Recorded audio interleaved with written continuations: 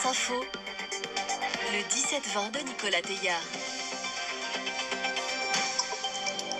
Nous prendrons la direction de Rouen dans un instant, 4 jours après l'incendie de l'usine Lubrizol. Toujours autant de questions qui se posent et le déplacement annoncé ce soir du Premier ministre sur place, 18h20.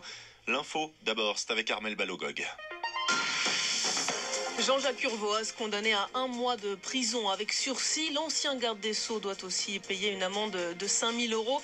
Reconnu coupable de violation du secret professionnel, il a transmis à Thierry Solaire des éléments d'une enquête contre lui.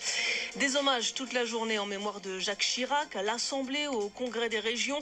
Les Corréziens aussi ont rendu hommage à leurs meilleurs représentants. De nombreuses communes ont organisé une minute de silence en milieu d'après-midi. À présent, Jacques Chirac repose en paix au cimetière du Montparnasse. Les agriculteurs de Seine-Maritime sont extrêmement inquiets. Affirmation de la Chambre d'agriculture sur France Info. 4 jours après l'incendie de l'usine Lubrizol à Rouen, 280 producteurs laitiers subissent des restrictions.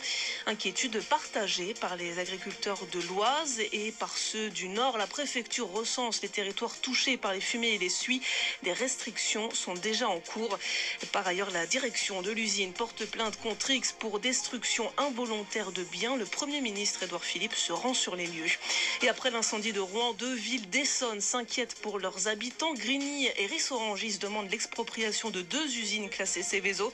Il y a des risques d'explosion quasi immédiats selon elles. Alors elles exigent le départ des dépôts d'hydrocarbures et de gaz liquéfié. Ces avions sont cloués au sol depuis 3 heures. XL Airways attend maintenant la décision du tribunal de commerce de Bobigny. Il doit se prononcer après-demain sur un éventuel repreneur. La compagnie est en redressement judiciaire. Elle n'est plus en mesure d'assurer ses vols.